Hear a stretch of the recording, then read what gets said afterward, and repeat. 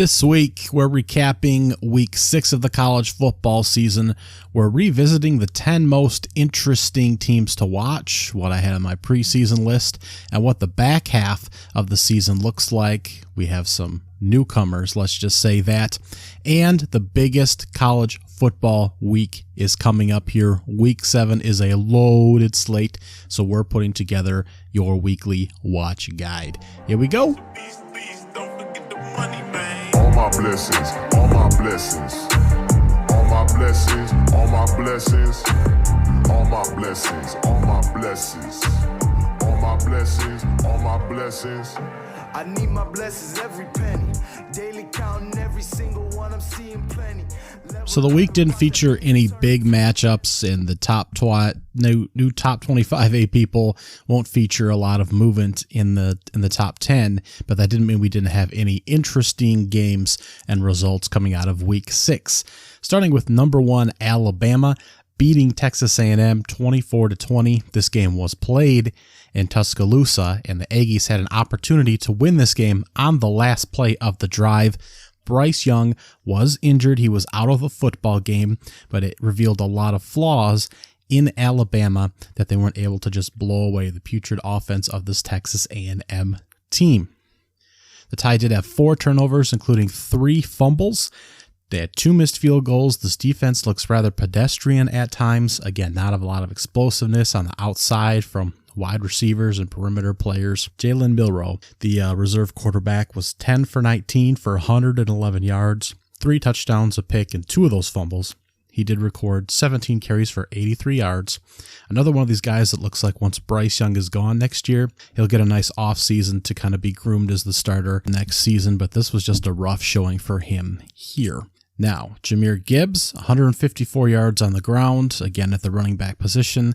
For Texas A&M, Haynes King was in at quarterback, and he threw the ball 46 times for 253 yards and 2 interceptions. Devon Achane had 20 total touches for only 67 yards. You knew that Nick Saban was going to key in on him and prevent a lot of action from him on the offensive side for Texas A&M. It was got to be one of the worst Alabama performances that's happened in a very long time. Hopefully Bryce Young will be back next week for the big Tennessee game. Game day will be there, but this was just the throwaway game for Alabama. And the Aggies at the end, again, had a chance at it. They were driving down the field. They were able to get a pass interference call in the end zone, put Texas A&M on the 2-yard line with 3 seconds left. And with the final play of the game, the ball was kind of low and outside off of the goal line, away from the goal line, and the Alabama defender easily punched it away. I'm not sure if the receiver even caught it and it was tackled right away, if he would have made it into the end zone. Poor play call, poor execution. The offense somehow made it more difficult on themselves than the defender to make a play, and you start to question Jimbo Fisher again, I think, even though they were on the doorstep of beating Alabama, and a lot of the media attention will be on what's going on with the Tide because more is expected from that football team. But I have more questions about Texas A&M, even though they were on the road and playing that roster. Remember, they have more 5 stars than Alabama does at this point, and at least they have a couple quarterbacks to choose from there. So not sure what's going on with Texas A&M. Alabama still got issues, but hopefully they'll figure it out. They will have a huge test against Tennessee this week. Hitting on the other 2 teams expected to make a run at a national championship here, they had a little bit easier time. Number 2 Georgia beat Auburn 42-10. The Bulldogs only led 14-0 at half in a game where Auburn only had 258 total yards, 75 of which came in garbage time in the fourth quarter. So they held them to less than 200 yards in time that mattered. 13 for 38 passing on Auburn's side. Both scores in the first half came off short fields from Auburn mistakes, so it's just not a good look, all things considered, from Georgia as we continue to question these teams that are supposed to be far and away the best in the country and sort of their poor output even in blowout wins. Number 3 Ohio State crushed Michigan State 49-20 on the road. C.J. Stroud was 21 for 26 for 361 yards, 6 touchdowns. He did throw a pick in there. Marvin Harris Jr. had 3 touchdowns, including a crazy grab falling backwards into the end zone, where he was kind of kicking his feet up and reaching down to grab the ball at the same time and falling backwards into the end zone for a score. Just a wild highlight play. Ohio State had 29 first downs and 614 yards of offense. MSU had 12 first downs, 202 yards of offense, 7 yards rushing. Ohio State has 45 plus points in 5 straight games, the first Big Ten team since Michigan in the 40s to accomplish that feat. Now, Jason Smith-Njigba, the receiver that was supposed to be in contention for wide receiver of the year. I can't remember the name of that award. Jordan Addison won it last year at Pittsburgh. He's since transferred to USC. And Njigba was supposed to be in the running for that this season. He only has a handful of catches due to his injury and missed another game here. But that just doesn't matter for Ohio State. That has a plethora of talent and continues to put up points. Number 4, Michigan had a scary game against Indiana where Michael Hart had a seizure on the sidelines and went to the hospital during the first quarter. Michigan Wolverines were already having trouble on the field with play at that time, but the scary incident clearly shook the Wolverines, and they struggled the rest of the first half, with the score being 10-10 when they went into the break. Now Michigan rallied. They won 31-10. JJ put up numbers again, 28 for 36 for 304 and 3 touchdowns. He also threw his first interception. Blake Corum was great again, 124 yards and a touchdown on 25 carries. Ronnie Bell was great, 11 catches for 121 yards. So we have all the numbers from all the players that we would expect. They doubled up on yardage on the Hoosiers and held them to 19 yards rushing. They also had 10 penalties. I don't want to make light of the heart issue. Hopefully he's okay. News was last that he was stabilized and they were trying to figure out what went on exactly. But Michigan has gotten better each week, and they're a much better team than every Big Ten team they've played. And we just haven't quite seen them put 4 quarters together where they've just kicked someone's ass, which is still concerning. And but we'll see how that goes coming up. Penn State's next, and they'll catch a little bit of a break with the Nittany Lions coming to Ann Arbor. Then they'll get the Spartans in that rivalry in 2 weeks, also at their place. Actually, 4 of the next 5 games are in Ann Arbor. So Michigan's really catching a lot of breaks here as far as schedule. And other than the road game to Ohio State in the finale, they should be able to work a lot of things through here. But Penn State will be the next big test on the slate, and even there, not super reliable at the quarterback position. So force the quarterback to make plays will be on the game plan for Michigan coming up. 5, Clemson won at Boston College 31-3. A blowout, you say, right? Maybe they didn't put up as many points as you'd like, but a blowout nonetheless, huh? Well, Clemson was only up 10-3 at the half. They ended up punting 7 times in this game and had a turnover, so 8 drives ended completely empty against this Boston College team.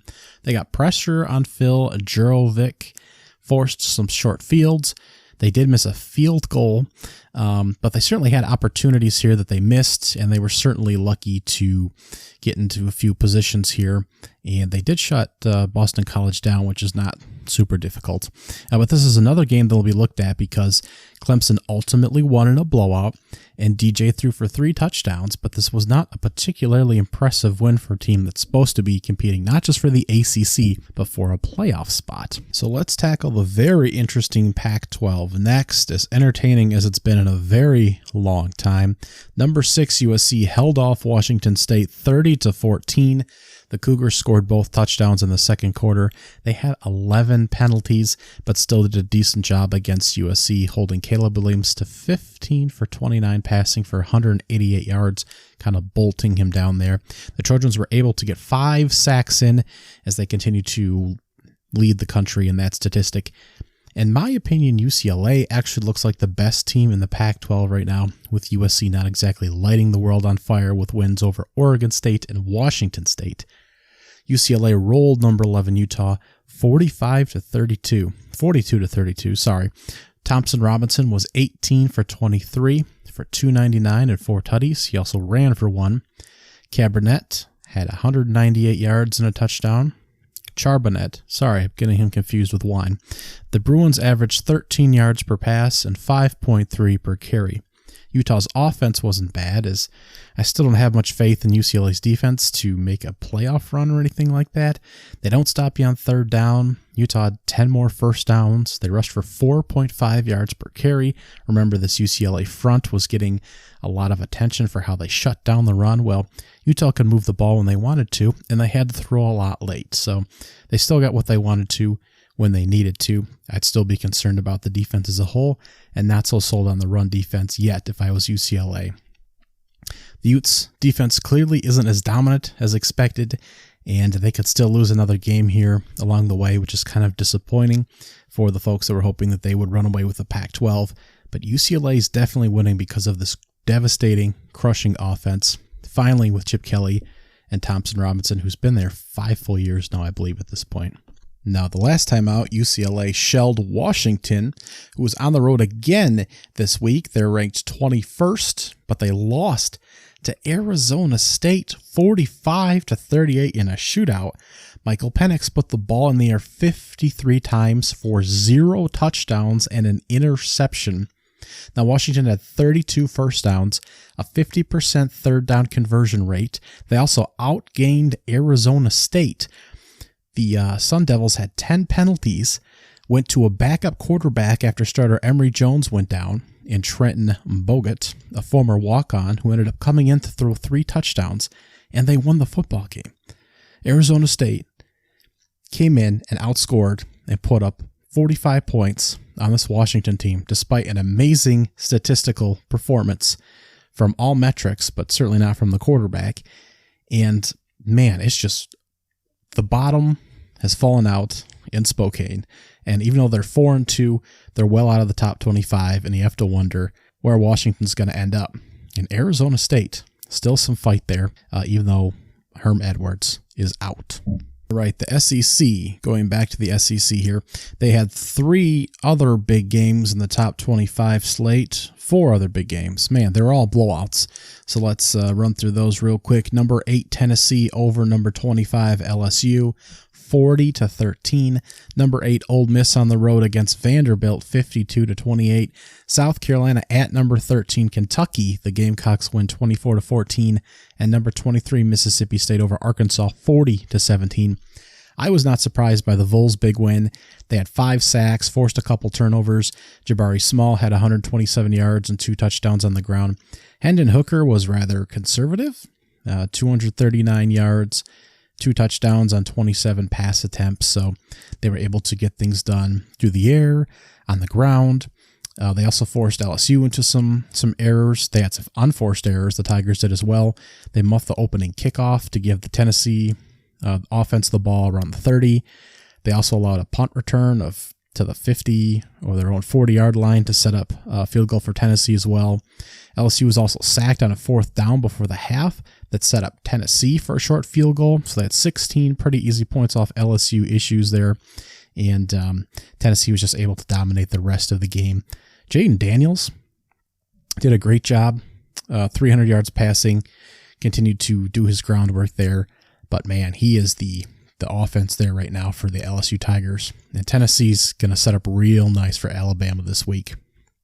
Now, Ole Miss was 8 for 11 on third downs. They averaged 14 yards per pass as Jackson Dart logged a good day for a team that's relied on the ground game the past month. He was 25 for 32 for 448 yards, 3 touchdowns, and 2 interceptions.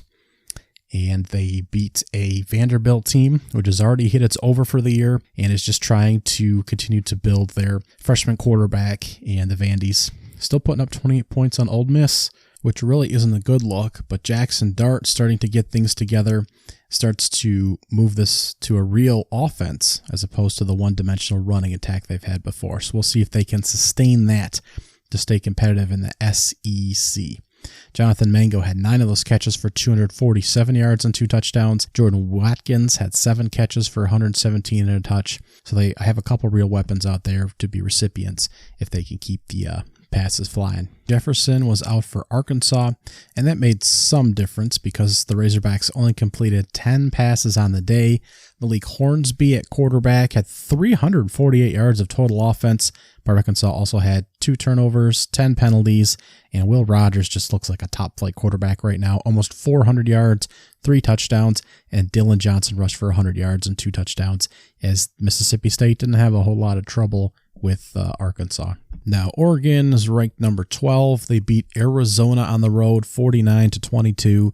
Bo Nix was 20 for 25, 265 passing. He also had 70 yards rushing and 3 rushing touchdowns. They just rolled up on Arizona, putting up 580 yards, 7.5 yards per carry on the ground, forced Arizona into 3 turnovers. I'm still not sold on Bo Nix getting this team to the playoffs, but Oregon's offense can really roll up when they need to on bad football teams. Lucky for them, the slate coming up here, home against UCLA, which will be an offensive shootout, but not a particularly difficult defense.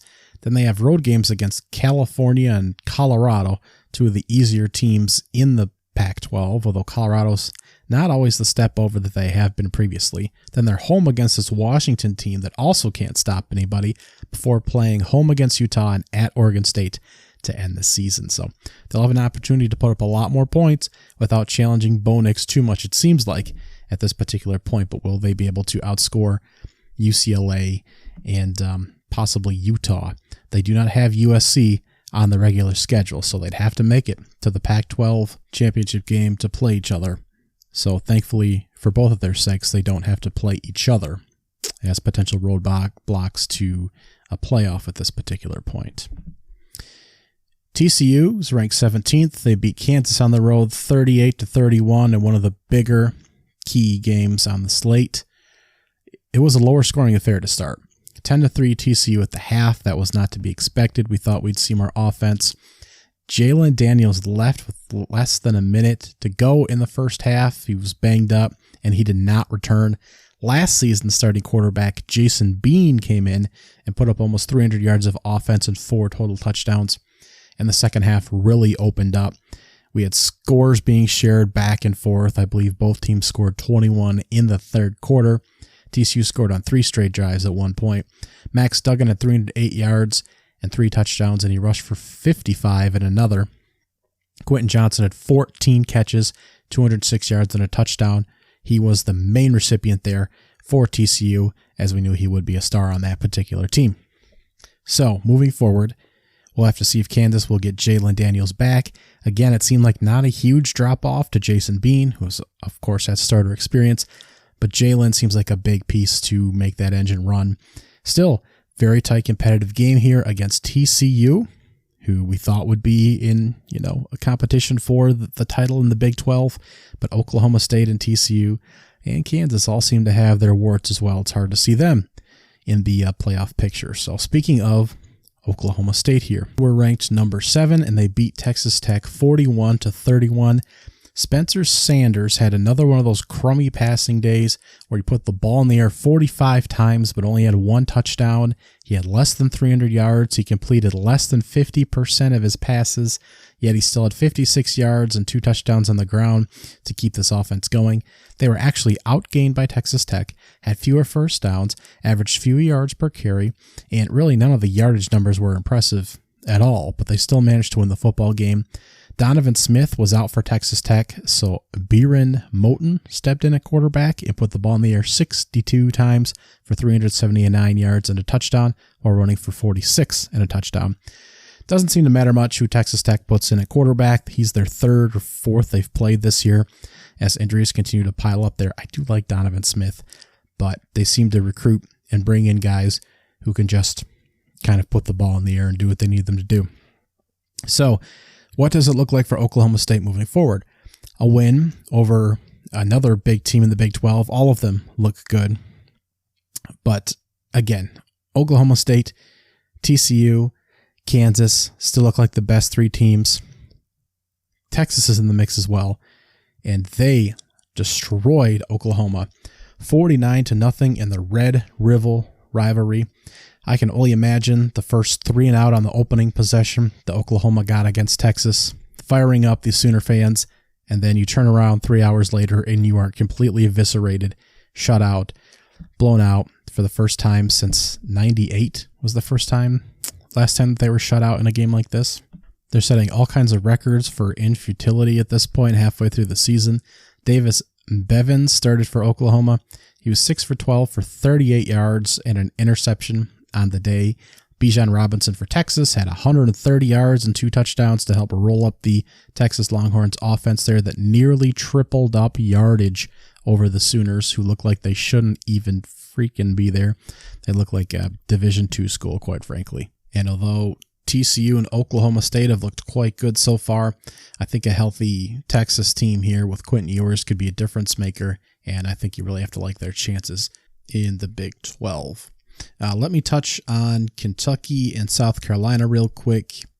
Now, Kentucky, Will Levis was ruled out just hours before the game due to a lingering issue from the last week against Ole Miss game that they were in position to win and fumbled a couple times in the red zone to really lose the fumble that game away, quite frankly. So no Will Levis, and that was announced just before the South Carolina kickoff. So backup Kenyon Sheridan, the redshirt freshman, stepped in. He didn't look terrible. Stat line wasn't terrible. He wasn't horrific, but South Carolina just crushed them in this game. The terrible offensive line gave up 6 sacks, and all the way around it wasn't a great game from any perspective, but South Carolina just went up early and never let up, and that's why Kentucky really struggled here. So Will Levis, as we know, has been the driving force there, that team which has made it just up to the top 10 a couple weeks ago, and now they're sitting at 4-2. The next game I want to hit here is Florida State winning at number 14 NC State 19-17. Flip that. I was putting these notes together as I was watching the conclusion of that. NC State, ranked 14th, won at home over Florida State 19-17 in an ugly, ugly game. 19 total penalties. Devin Leary went down with a shoulder injury in the second quarter for the Wolfpack. So Jack Chambers played in the second, a Charleston Southern transfer who was a receiver originally. So I don't know how the depth can get so bad that you're playing a guy that has more catches than throws and then didn't throw at all in the second half. It was just a mess for NC State. The quarterbacks combined for 26 completions on 53 attempts. That's less than 50%. 321 yards, 2 touchdowns, 3 picks. So bad day for Leary before he went out. Wasn't much throwing for NC State after he went out. And Jordan on the other side for Florida State had a rough day as well. 7 combined third downs converted by both teams. Only 7 times was a third down converted. That's insane. Florida State had a horrible field goal kicker and was driving down at the end of the game, this very close game, to win it. They were in field goal range, and, you know, all the anticipation was that they were going to still try and score a touchdown as time was starting to wind down and not set it up for the field goal kicker to basically miss a field goal. And the announcers were talking about it, and it was discussed after the football game. So Florida State ran a play that they'd run earlier in the game through the same kind of fade off in the corner, and the NC State cornerback read the play, outran the receiver, and intercepted the ball in the end zone with less than a minute left, or right around a minute and a half left, to seal the game 19-17 with Florida State in field goal range to kick a game winner. But again, they couldn't rely on their field goal kicker to guarantee that. So just a gross game all the way through. Gross, the starter, went out. Gross, the other starter, performed terribly. Gross, you couldn't rely on your field goal kicker to win it. Gross, that no one even hit 20 points. But these are two of the best teams in the ACC. So that's what we're looking at in that particular conference. How about our favorite independents? Well, they're both going different directions right now, as Notre Dame beat BYU 28-20 out in the desert in Las Vegas in Reliant Arena, home of the Las Vegas Raiders out there, and they also share with UNLV. Now, Drew Payne was 22 for 28 for 262 yards, 3 touchdowns and a pick. Looked good offensively. Notre Dame looked pretty good on the defensive end as well, beating BYU 28-20 there. Michael Meyer, a fitting Halloween name there, at tight end, had 11 grabs for 118 yards and 2 touchdowns. Very spooky for opponents to deal with. BYU only had 280 yards of total offense, 13 first downs, 3 third down conversions. And again, the offensive side was supposed to be the strength, and they only had the ball for 19 minutes as Notre Dame controlled the clock here. And this Notre Dame team, coming out of the bye week into this matchup here, great alternate uniforms, by the way, black and blue for BYU, and this being part of the Shamrock series that Notre Dame kind of hosts, even though it's out of town, in the white and kind of interesting gold trim here. Awesome display, and I think it really showed us that Notre Dame has rebooted after the Ohio State loss, which came out with critics for both teams, stating that both Notre Dame and Ohio State were looking poor to start the season, and the Marshall loss that followed that looked pretty miserable. And of course, the offense continued to struggle against California after that. On a show against that miserable North Carolina defense, then they took their bye week, then they came out, went on the road again, won at a neutral site, arguably here, by BYU, and looked strong. And now it looks like they're going to be able to hit a nice stretch here. Some solid teams still on the schedule, but a lot of them struggling now. It looked difficult to start the season. They've got Stanford at home. They've got UNLV at home. They've got Syracuse on the road. They've got Clemson at home. Then they're at Navy, home against Boston College, at USC. So still some tougher teams on there and some teams that could reach up and get you, but they look like a team that's going to be more able to handle these challenges coming out of the bye week and retooling a little bit. The last game I wanted to note here was the unranked Purdue-Maryland game that Purdue came out winning. They had 3 turnovers in the third, and Maryland scored 0 points off of those turnovers. You'd say, well, both teams look bad then, don't they? But I think they're both pretty good teams. I think both defenses are coming along just fine, even if they're not statistical outliers. I think Maryland might be probably the 4th best team in the East Division of the Big Ten, unfortunately, but I think Ohio State, Michigan, Penn State are solid teams. In the West now, I think going into the preseason, we weren't sure who was going to win that. I think Iowa, Nebraska, and Wisconsin are clearly in the lower half, and I think the upper half here, Purdue is going to be in the mix with Illinois, who beat Iowa 9-6 with their backup quarterback in because the starter went out hurt, and Minnesota, of course, who was on bye this week. So Purdue here was close to being 5-1 after the Penn State game in the opener that they blew, but they're in the mix here with Minnesota and a surprising Illinois team in the Big Ten West. I think both these teams, Purdue and Maryland, that you wouldn't necessarily expect are actually pretty solid football teams. So the new AP Top 25 just came out, and we have some movement in the top 10 teams here, but no one has dropped out of the top 10. So the top 3 now, Georgia, Ohio State, Alabama. The tie dropped after their poor performance there. Then we have Clemson and Michigan, who have flip-flop spots. Then we have Tennessee, who's moved up a couple due to their good performance, followed by USC and Oklahoma State. So really just teams moving around because of how they performed this past week. Then Ole Miss and Penn State are 9-10 to round out the top 10. Neither of them moved. So Georgia, Ohio State, Alabama, Clemson, Michigan, Tennessee, USC, Oklahoma State, Ole Miss, Penn State round out the top 10. At 11, we have UCLA, who's moved up 7 spots after their big win, followed by Oregon at 12, who stayed the same. Then we have TCU, who moved up a couple spots. Then Wake Forest, NC State, who only dropped down 1 spot. Mississippi State made a big leap up 7 spots. Kansas State's up 3. Syracuse is up 4. Kansas stayed the same. Probably didn't hurt that Jalen Daniels was hurt in the game, and they lost to this TCU team that's starting to gain some respect here. But it's a little shocking that they stayed at 19. So I guess the Jayhawks are finally getting some attention. Number 20 is Utah, who dropped 9 spots. Cincinnati was number 21. They actually moved up 3 spots, although they didn't look super great in their game this past week. They have a couple big ones coming up. I believe they're on bye this week, but they did have a little bit of a struggle in the first half of their football game against South Florida, and they only won that 28-24 at home. So the Bearcats have to watch out there. Kentucky dropped 9 spots as well. They're at 22, followed by Texas, Illinois, And finally, James Madison is in the rankings at 5-0. Other teams receiving votes: North Carolina, who's effectively 26, then Baylor, Coastal Carolina, who stays undefeated, and BYU, who's effectively team number 30, which is strange because they just lost to Notre Dame, who's sitting at technically spot number 31, just behind them in terms of votes received for the AP poll. Now, South Carolina received a few, and they're in the mix. Tulane's in there. Purdue received a few, and San Jose State got one on both the AP and the coaches poll. So they're in the mix there for the Mountain West Conference.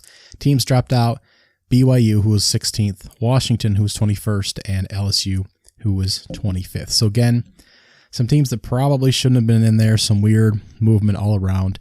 But heading into week 7 is a massive, massive week. There'll be a lot of shifting around, so not too important right now. We also have the official college football show and rankings coming down a few weeks down the line here. They don't come out till basically 2/3 of the way through the season, so we'll have that coming up in a couple weeks, and that'll give us a real indication of what we're looking at. But this week, week 7, should help sort some tiers for us as far as who are the top teams to really move into probably the 4th playoff spot, assuming Georgia, Ohio State, and Alabama don't suffer more than one loss. But who knows? We could have some interesting results coming up. The next segment I wanted to do here was revisiting my top 10 most exciting teams to watch that I put together in the preseason and rebuilding that list for the second half of the college football season now that we're about halfway through here. So I had in the preseason Ohio State at number 1, then BYU, USC, Arkansas, Texas A&M, NC State, Oklahoma, Tennessee, Texas, and Mississippi State. I think I hit on about half of these teams, so that's not too bad. So let's rebuild the list here. First of all, Arkansas is coming out. They're 3-3. They're a solid football team, but I have some better picks to put in here. Texas A&M's horrific. They're not performing well. Obviously, they're out. NC State's been horrifically boring to watch. As good as that defense is, they've been horrible, so we're kicking them out. We don't know about the quarterback status there either. Oklahoma, dumpster fire. They're out. No one wants to watch them either. And I'm removing Ohio State simply because the back end of the schedule is pretty bad. They have some walkover games in Northwestern and Indiana. And BYU's lost a few too many games. They still have a tough schedule ahead, but they're not always the most entertaining team to have on television. So I'm going to keep Mississippi State, Texas, Tennessee, USC on the list here.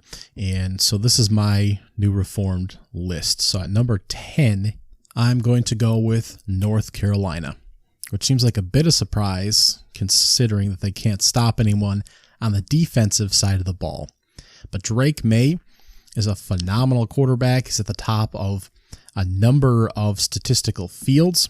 He's only thrown 3 interceptions on the season. He's got 21 touchdown passes, 1,900 yards, the 3rd highest QB rating at 108, and almost a 70% completion percentage. And they're currently leading the Coastal Division, the very weak Coastal Division in the ACC. So it's possible they will be able to make it into the ACC championship game. So for him alone, this is a very big deal. And it would be a shame if heading into next season that Mac Brown wasted his talent as he did Sam Howell and did not find a way to really capitalize on that. So I hope that this team is able to kind of get things around this year. Now the rest of the schedule at Duke this weekend should be a good football game. Obviously it's not a world beater kind of opponent, but North Carolina isn't a world beating kind of team. It should just be a really good football game and an interstate rival, obviously. Pittsburgh's still on the schedule, even though they've had their schedules. Pitt is on there, and that's a good defensive front. Wake Forest, a road trip there. They still have NC State to close the season, so hopefully Nick Leary will be healthy for that game. And they do have a road game to Virginia and a home game against Georgia Tech as well in the mix there, which are not high viewing games. But nevertheless, Drake May alone, both to get eyes on him this season and possibly because North Carolina will have some staying power if they continue to win, will be a star for this team as a freshman, and his ability to move that offense alone will keep him entertaining. He's one of the most under-the-radar quarterbacks right now as far as teams that don't have a play in the national championship picture. C.J. Stroud's obviously talked about a lot, Max Duggan, J.J. McCarthy, Dorian Thomas-Robinson, Hayden Hooker. But some of the other radar guys are Grayson McCall at Coastal Carolina, Todd Centerio at James Madison, and really Drake May at North Carolina, who's certainly still talked about, but not as much on a national scale. So get eyes on him and this good offense for North Carolina. Number 9 on my list is Michigan. Ohio State has some walkover games on the mat yet, so they just couldn't make the cut for this list despite that prolific offense. But Michigan has a lot of talent. They're just playing a lot of games close for comfort, which is better viewing, but tough for Michigan fans to stomach. J.J. McCarthy is still going to be a star in 2023, we think. Is it going to continue to evolve this year? That's a big question. Can the Big Ten still be a two-bid league? Penn State and Ohio State are obviously on the schedule. Michigan State will get up for Michigan. Illinois is a good football team. Rutgers, one of the better of the bad football teams per se. And Nebraska is still throwing things at the wall, so those are all the teams still on the schedule. They don't play Northwestern or Indiana. Iowa would be boring, so they keep a lot of those off the slate. But Michigan's been playing kind of the last stretch and not really been showing everything I think they could be. And they'll have an opportunity to kind of mash teams for a while here, including the stretch with MSU at Rutgers, Nebraska. That could be a blowout fest if they get things together, but I still think that they will be number 9 on my top viewing list to see if they can really get the pieces together, stay undefeated, stay at 1 loss, possibly go back to the Big Ten championship game. Playoffs are still in there, and they have talent, and they can be really electric. So I've got Michigan at number 9 on the list. Number 8 is Clemson, and I looked at a lot of ACC teams. I did slip North Carolina down there at the 10 spot. Florida State, I think, leads the country in explosive plays somehow, but I just couldn't include them on the list. Undefeated Syracuse and Sean Tucker at running back was someone I looked at. Wake Forest and Sam Hartman, but none of these teams keep a real interesting schedule the rest of the way. So North Carolina almost didn't make the list, and I'm not sure Syracuse is top viewing nationally either. Now, Clemson plays Syracuse and Florida State in addition to Notre Dame. So they will play 3 quality teams there. They also end the season on a 3-game homestand. Louisville, Miami, South Carolina, which all looked tough preseason, but not so much now. It's possible some of these teams bounce back, and the coaching staffs, particularly on Miami and South Carolina, get these teams ready to go towards the end of the season, especially if there's bowl bids in the balance. So we will see week to week if they're able to maintain and make it back to the playoffs. Hell, if Alabama, Georgia, Ohio State are struggling, maybe Clemson will make it up to the number 1 spot. Who knows? But tuning in to see if DJ Ungley can continue to move the football, hold down that starting spot. Obviously no Cade in sight, the true freshman anymore, challenging for his spot. The defense has had players out all season. Maybe they start to come back. Maybe this team all of a sudden gets everyone healthy, the offense is looking good, defense is looking shut down, and they blow out teams for the last 3 or 4 weeks, and they're actually not as enjoyable to watch because you just know they're going to roll everyone every week, and they make it to the playoffs. But until we actually see that, this will be a team worth watching. A few good teams still left on the schedule. Let's see if they can stay unbeaten, or at least in the hunt for the playoffs. My number 7 team is Kansas. And there's multiple Big 12 teams on here. That's still a great conference. And I picked between like 8 of them. But this is still a team, even with a loss, that is just so much fun to watch. They're still towards the top of the country in terms of explosive plays. That's a legitimate offense. The defense isn't horrific. But Lance Leipold, the head coach, continued to get things done when Jalen Daniels was injured last week. They effectively have 2 starting quarterbacks. But this is a great team. Jalen Daniels is obviously why you're watching at the quarterback position, but the Jayhawks can continue to roll up wins and continue to cause turmoil in the Big 12. Not that the Big 12 championship is out of the question, just that they already have One loss now, of course, with TCU beating them by only a touchdown once Jalen went down in the first half. Now, keep in mind, Lance Leopold is going to be the hot name for all the big jobs. He could be gone next year. Imagine this coaching on a roster with a little more talent. Imagine Jalen Daniels transferring with him. Not that I advocate that. That's certainly a possibility to see coach and quarterback on another team next season, and that would certainly be a sight to see. The schedule the rest of the way for Kansas: at Oklahoma, at Baylor, home against Oklahoma State, at Texas Tech, home against Texas, at Kansas State. Gives them all the major players in the conference picture right now, besides TCU, who they just played, in Oklahoma State, Baylor, Texas. Still good teams in Kansas State and Texas Tech on the road.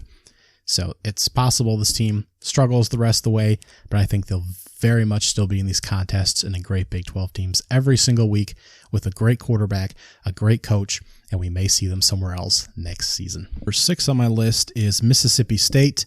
Again, they were on number 10 on my original list in the preseason, and I've actually moved them up. They are legitimately in contention for the SEC West right now. They are a 5-1 ball club. They've beaten Arkansas, Texas A&M, Memphis, Arizona on the road. They also beat Bowling Green in there. And the slate the rest of the way is going to be tough as well. At Kentucky, at Alabama, home against Auburn and Georgia, at Ole Miss. They do have a stinker in there against Eastern Tennessee. But this is a team that's going to have some brutal games coming up. They're very much still in the race. If Alabama were to falter, of course, the Egg Bowl at the end of the year against Ole Miss. Will Rogers, one of the top quarterbacks in the country, leads the country in passing yards with 2,110. He's also thrown for 22 touchdown passes and 3 interceptions. His passer rating is way up there as well. He's completing over 71% of his passes. This team has players at receiver, at running back. They are great on special teams, defense. Oh, what else do you want? This team can do it all. If they didn't lose to LSU in a surging fourth quarter comeback earlier in the season, this team would still be undefeated and shooting up the rankings. But this is a very good football team, still in the hunt in the SEC West, and still really an underrated squad altogether. So they are number 6 on my list, and they love to throw the football. Number 5 on my list is Texas, and it's really shouldn't need an explanation. Quentin Ewers, in the few games we've seen him healthy this season, has been a difference maker and an elevator at quarterback. Xavier Worthy's a great receiver. Bijan Robinson, a great running back there, and a multiple threat at receiving the balls as well. And the defense is slowly starting to come along from being one of the worst defenses in the country last season. And the most points it gave up was to Texas Tech in the double overtime loss. 34 points was that number. And they did well against Alabama too in a game they could have won. So really, this team is real close to being undefeated, and that's with Quentin Ewers sitting out for most of the season so far. And the schedule, again, Big 12 schedule. Iowa State's up next at home, followed by road trips to Oklahoma State and Kansas State, home against TCU, at Kansas, home against Baylor. All the tough games, obviously Oklahoma wasn't that, and West Virginia and Texas Tech, but all the tough games really are coming up next for the Longhorns. Maybe they really are back. Number 4 is USC and this Lincoln Riley operation that has not run as smoothly the past couple weeks, but is still undefeated and looks like arguably the best team in the Pac-12. Again, the defense has some issues. The first couple turnovers of the season have now come along, but they were not a high turnover team, and they forced a whole lot of turnovers. They do sack the quarterback a lot. So for every issue they have, on the flip side, they're not. They have some cover for that. So not very good defense. Sack the quarterback a lot. Create a lot of turnovers. Don't turn the ball over a lot. So able to cover up a lot of their flaws in a way. Still a lot of weapons. Caleb Williams, Jordan Addison, last year's receiver of the season. Addison Dye still looking great, the running back there. And this team, again, with Utah kind of faltering, Oregon not always looking great, it could be a battle for LA that determines the best team in the Pac-12. in USC and UCLA. The rest of the schedule: at Utah, at Arizona, home against Colorado and California, about as easy as it gets in the Pac-12, then at UCLA, and home against Notre Dame. So some tough games amongst the two cupcakes in there for the USC Trojans. My number 3 team is Tennessee, and it's only because they have a couple easier games in the schedule here. But the Vols look great. Hendon Hooker, great quarterback, number 1 offense. They can really move the football even with Cedric Tillman possibly missing this week's game, maybe more time, but hopefully he's back. And they have a legitimate run game. The defense is coming along from being one of the worst overall units in the country last season. They're able to get some pressure on quarterbacks. They're able to get some sacks, some quarterback hurries. It kind of depends on the situation, but they're able to get things going. They've beat Florida. They've won at Pitt. They've won at LSU. And there's some conversation about how good this team really is because none of those teams are now ranked and the strength of schedule and just a whole bunch of garbage. But very few teams have actually played the strength of schedule even at this point in the season. And none of those have as high marks in a number of statistical categories as this team does. But they'll be playing Alabama this week, so we'll see just how good that they are. So the rest of the schedule: home against Alabama. They get the Tide at their place. They do get Kentucky at home. They do get this feisty Missouri team at home. They have road games to Georgia and feisty South Carolina and Vanderbilt. They do have UT Martin in there as well, unfortunately. And they just might flat out be better against Missouri, South Carolina, and Vanderbilt. Those are their last 3. So kind of depending on how the games against Alabama and Georgia go, they'll have shots against 2 of the top national title favorites right now. And it's possible the last group of games might be walkthroughs, but we will see. But there's a possibility this team can really start to make some headlines this upcoming week. But it is a good offense. The defense isn't bad either. And if you're a Alabama fan right now, you should be puckering up a little bit. This is a scary week for you. Number 2 is TCU. Again, top 5 offense. I believe they're still ranked 2nd after this past week.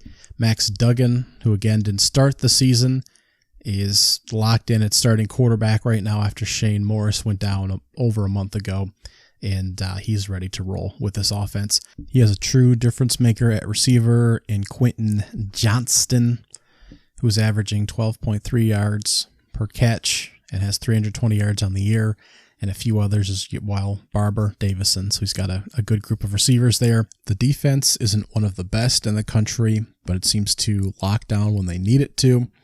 The rest of the schedule, they've only played 5 games. They have home against Oklahoma State and Kansas State. They're at West Virginia, home against Texas Tech, at Texas and Baylor, and home against Iowa State. Again, a lot of good teams still on the schedule here, and the bye week is passed, so they've got about 2 weeks of football in front of the Horned Frogs there. And my number 1 team is the UCLA Bruins. After munching on Utah this past week, smashing Washington the week before that. The South Alabama game, of course, they barely survived that football game, but now this looks like one of the best offenses in the country, led by Dorian Thomas-Robinson, who has been there forever and a day.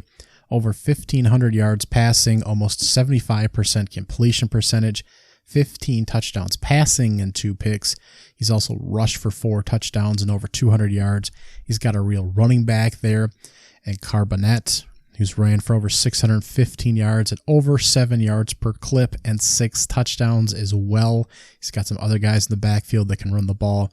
Got some real receivers, including Bobo, who's averaging 16 yards per catch on 24 receptions and has 5 touchdowns as well. He can legitimately win the Heisman Trophy behind this team and offense, averaging over 41 points per game, converting on almost 55% of third downs. This is a really, really good offense. And the defense is somewhat lacking, but that keeps every football game interesting. They play at Oregon, home against this feisty Stanford team, at this feisty Arizona State team, home against Arizona, home against USC, at California. So the schedule, Again, a lot of teams you don't expect to do too well. Stanford, Arizona State, Arizona, California. They do have tough games still, though, against USC and Oregon. And this is going to be a feisty bunch. And the defense, man. If they can figure out the defense, then they will have a chance to win the Pac-12. But again, no divisions this year. The best 2 records will play in the Pac-12 championship game. So even if they take a loss, you would hope that they would be able to make it there. But hopefully that won't be the case. This is an every week watch team. Flip them on if they're not hidden away on the Pac-12 network that a lot of the country doesn't have access to. And keep an eye on what they're doing, even in some of these games like Arizona, Stanford, Colorado. Let's see if UCLA can put the Pac-12 back in the playoff discussion, or if it might be USC, who I had a little bit further down on this list as well. So my countdown backwards again. At 10 is North Carolina, 9 is Michigan, 8 Clemson, 7 Kansas, 6 Mississippi State, 5 Texas, 4 USC, 3 Tennessee, 2 Texas Christian, and 1 the UCLA Bruins on the top teams to watch, as in flip on a game, most exciting, most entertaining teams to watch right now on college football. Left off Alabama, Georgia, Ohio State, and a few others because sometimes they're just not fun to watch. Sometimes the schedules are a little soft coming up. So I left those 3 teams off notably, and others for similar reasons. But those are my top 10 right now. Weekday watches. We got Wednesday, we got Thursday, we got Friday. We got all the weekdays here, which is great because the Thursday night NFL football game between the Washington Commanders and the Chicago Bears looks pretty garbage. So Wednesday night, October 12th at 7:30 on ESPN2, Louisiana is 2-3. They're traveling to Marshall, who's the Thundering Herds currently 3-2. The Raging Cajuns is not a team I've talked about at all this season. With Billy Napier leaving for the Florida job, they've been floundering. They beat Southeast Louisiana and Eastern Michigan to start the season, but have now lost 3 straight to Rice, Louisiana Monroe, and South Alabama. They're in the much weaker West Division of the Sun Belt, and they're already 0-2 in conference play. Marshall came off the win against Notre Dame and had tough losses to Bowling Green and Troy on the road. They rebounded against Gardner-Webb last week and are double-digit favorites in this game. They have a great defense that's actually top 5 in stopping the run, and a great running back, and Callan Laborn.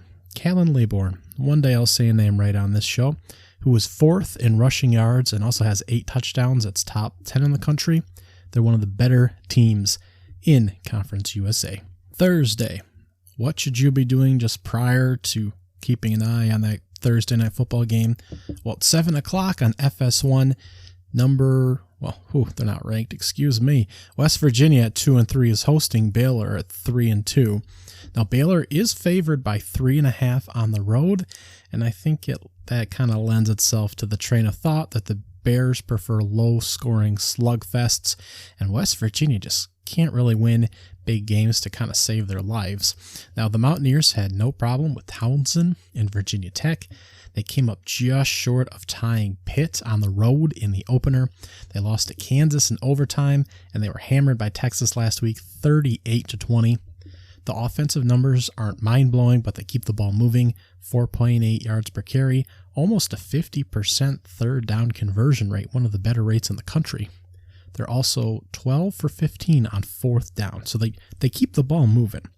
Now, Baylor has lost the 2 big games on its schedule in BYU and last week against Oklahoma State in a 36-25 defeat. The Bears scored 22 points in the third quarter.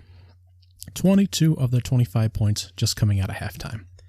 Now, Baylor is the number 25 overall defense in yards given up. West Virginia's 31st, and that sounds great. They're both stout run defenses. But West Virginia's tied for the fewest interceptions in the country with 1. Baylor only has 3. They're very middling in terms of sacks, so they're not making the big defensive plays.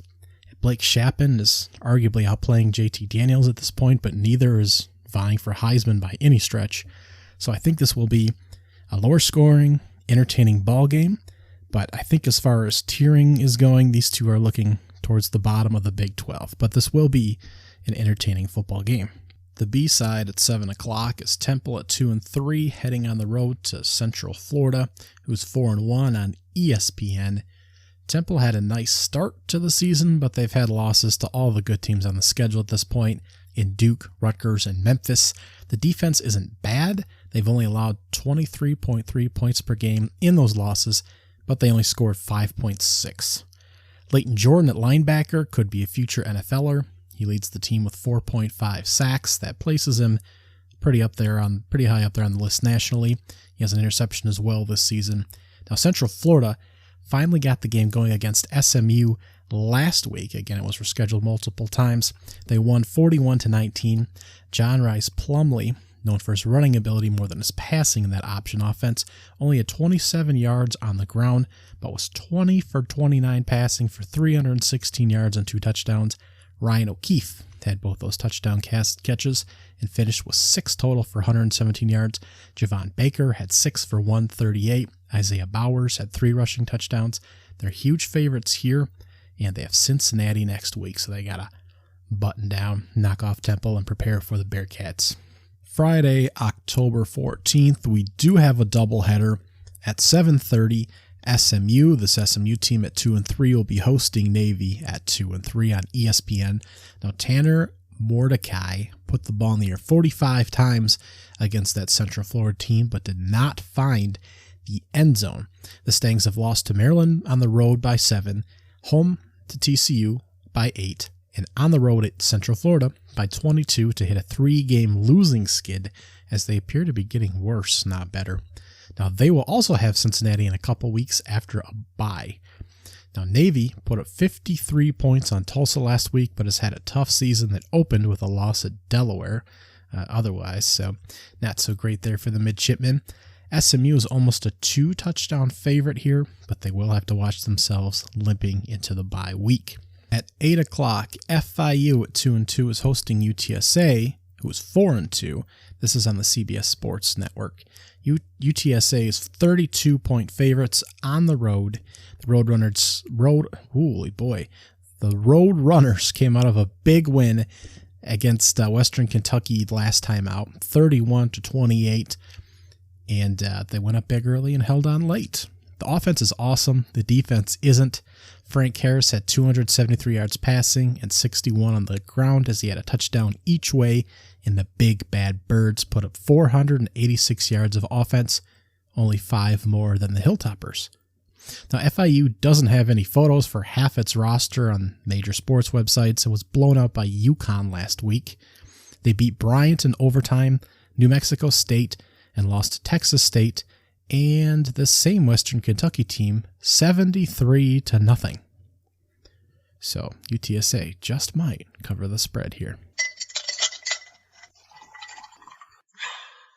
Your noon slate for Saturday, October 15th, the biggest weekend, the biggest Saturday we've had this college football season up to this point, and the biggest as it looks right now. So you don't want to miss it.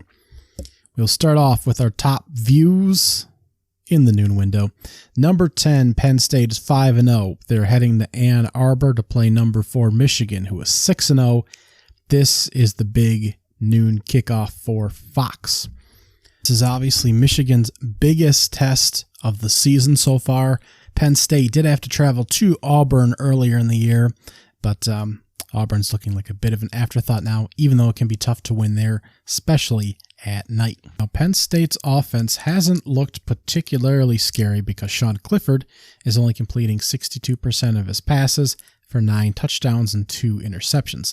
Nick Singleton, however, running back, is averaging 7.3 yards per carry and looks like a monster back there.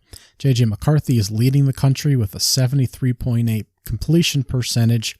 I'm not sure that he's been tested for real. He still makes some questionable decisions. At least Sean Clifford has been there, I don't know how many years now. 5, 6, 7, 8, 13, who knows. Several years there for Sean Clifford. Blake Corum is second in the country with 11 touchdowns and third in rushing. So I actually think both teams are very much going to be relying on their top running backs. Currently, Michigan is a 6.5-point favorite with a 52 over-under, so not a ton of points are expected. I'm a little surprised that the Wolverines are favored by that much. Looks like the over-under, it's still 52. I like Penn State a lot. Going on the road is difficult. Michigan, it's hard to trust in J.J. McCarthy in what he's doing so far. Neither team has played an offense ranked in the top 40, so the defenses have not been tested, and I've really liked Penn State's secondary this year. Penn State did play a little sloppy against Northwestern, although that was strange weather conditions, and Michigan, again, has put away Maryland in a game that seemed to have a lot of calls involved. They did end up putting away Indiana last week with all the conditions there, and they did beat Iowa fittingly there. We know Iowa can't put up any points. So this will be a very interesting game, and it's just a barometer for both of these teams to see where they're at. It's just unfortunate that the loser is clearly going to be number 3 in the pecking order for the Big Ten East. But for us as viewers, it doesn't get too much bigger than this. However, we do have several other juicy matchups on the slate. I'm leaning Penn State here, but if J.J. McCarthy can really shine and make some big throws in a big game here, they can make the difference between a Big Ten championship or not, depending on how the Ohio State game goes at the end of the year. That'd be huge. I want to stay in the Big Ten for the next big noon game. I'm going Minnesota at 4-1 at number 24, Illinois, who is 5-1 on the Big Ten Network. I think this is a big game as well. Minnesota will be well rested coming off a bye week, and they're 6.5-point favorites on the road with the top 5 running back in Mo Ibrahim expected to be back after missing the Purdue loss. Illinois has the number 2 overall defense in the country. They slipped and gave up that spot to Minnesota, who currently has the number 1 defense in the country. Now, Illinois will be in its second big defensive battle in a row after beating Iowa 9-6 in a field goal battle last week. They have a top 5 running back in Chase Brown. They might be missing Tommy DeVito at quarterback, who rolled his ankle in the first quarter last week and didn't return. He's still questionable. He was one of 15 starting quarterbacks out last week on teams. It was a rough go. Now back up, Arthur Stikowski looked like a big drop-off. Now, the kicker looked okay because he was actually a backup, and they actually had several other guys that are banged up, so Illinois could have quite a lengthy injury report. But the over-under is 38.5 points, not far off from the over-under that was set for the Illinois-Iowa game that crushed the under last week. This game won't be as exciting to watch from an offensive perspective, obviously, but these are actually two teams with decent offenses and great defenses. Decent offenses, great defenses. There we go. Playing good football when the key pieces are healthy. So this could actually be a really great game, even if it finishes 21-17 and hits the under. I think these are two quality football programs playing good football against each other. The winner is going to be the favorite to take the Big Ten West. So keep that in mind, as Wisconsin and Iowa, Nebraska obviously have all been struggling programs here this year. My mid-level slate, and a few of these have been demoted because of the strength of that Michigan-Penn State game that'll be going on. But Ole Miss at 6-0 and ranked 9th will be hosting Auburn, who's 3-3 on ESPN. The Rebels are 15-point favorites at home after Jackson Dart had a big game last week that'll hopefully carry over and make Ole Miss a two-dimensional offensive attack there, not just relying on that explosive ground game. They can certainly pull away from an Auburn team with horrible quarterback play that's struggling to move the football and continue to try and move up the polls, although again, we haven't seen a whole lot of movement in that top 8 range really through most of the season. But if they can successfully punch out Auburn here, Ole Miss finally starting to see some real movement in the polls. Hopefully. Now, Oklahoma's 3-3. Thrilling. They're hosting Kansas, who's 5-1 and ranked number 19. This is the ESPN2 noon game. Who would have thought in the preseason that this game would be worth a flyer? And not because Kansas might be able to hang with Oklahoma, but because Kansas has looked so much better and Oklahoma looks like a dumpster fire. Now, the line is 7.5. Oklahoma's way. But both starting quarterbacks are questionable. I'm thinking Dillon Gabriel will be ready to go since it's been 2 weeks by the time kickoff happens that he's been in concussion protocol at that point. After the TCU game, who knows? After seeing Tua get knocked out of that Dolphins game earlier in the NFL season, kind of reigniting concussion protocol, safety discussions. Jalen Daniels, injured his shoulder in the first half last week against TCU and did not return. Jason Bean stepped in for Kansas, and he started last season and was not particularly productive, but he was in the back half of this game and scored touchdowns coming out of the half to really get this game moving towards the over after a low-scoring defensive battle in the first half. So he continued to kind of keep the Jayhawks fired up there. Now, Brent Venables definitely got after his team after the decimation in the Red River rivalry last week to Texas, but I don't know how you plot out linear progression from what little we've seen the past couple weeks against or for the Oklahoma Sooners. So to project a win regardless of the site or who plays quarterback for Kansas is difficult. Dillon Gabriel again might return. They could still lose, but this should be an interesting game with Kansas being a hot underdog and Oklahoma possibly staring at a losing record. So that's Kansas at Oklahoma on ESPN2. And finally, in my mid-tier, the ABC game will be number 22 Texas at 4-2.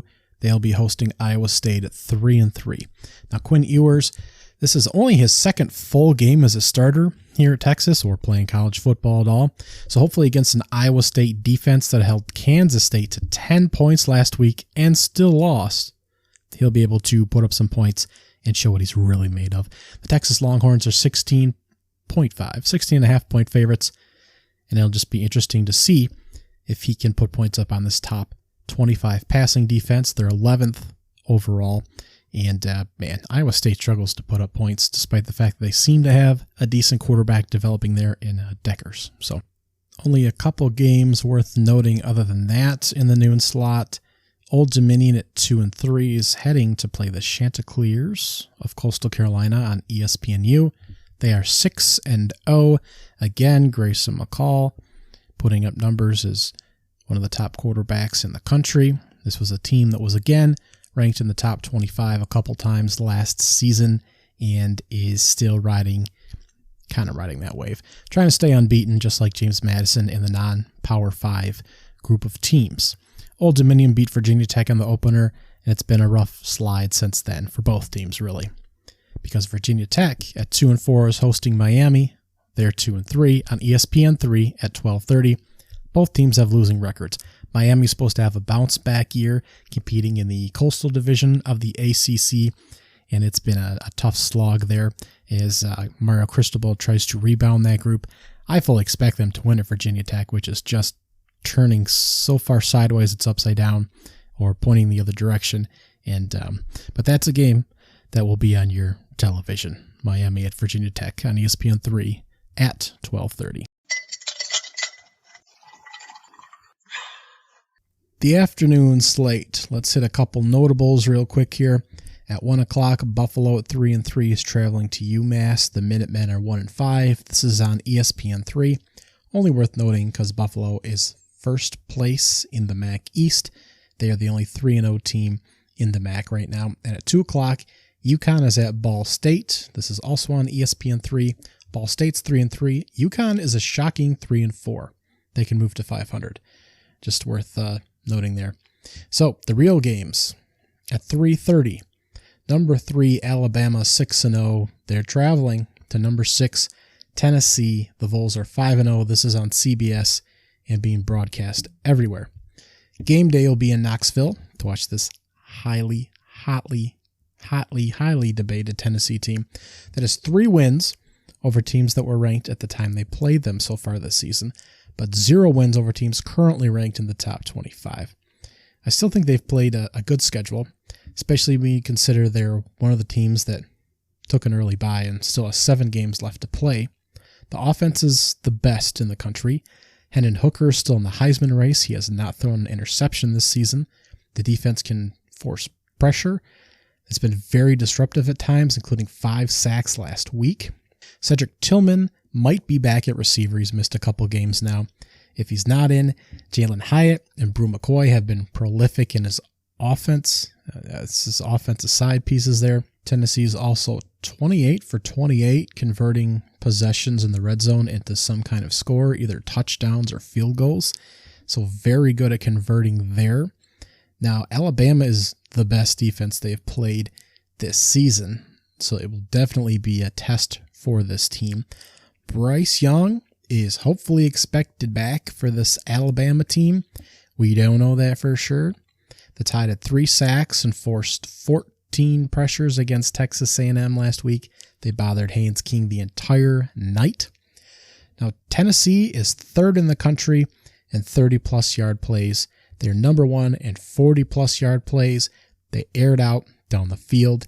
Alabama is top 7 in plays going 10-plus yards and top 7 in plays going 20-plus yards. So they move the ball more in the intermediate or medium levels of the field by segmentation, I guess, in most statistical breakdowns. So there you go. A lot of offense, hopefully. Or we could see the flip side where there's a lot of defense now. Tennessee, to their credit, 11th in the run defense. They're 127th in passing defense. So Alabama can take full advantage, assuming Bryce Young is in or reasonably healthy and able to perform to a certain percentage of his normal health and ability. So we'll see about that. The over-under is 65.5. So just points are expected. Jahmyr Gibbs, the running back, has been the primary weapon for Alabama in moving the football. So I expect to see more of that again, as should you. And we'll see.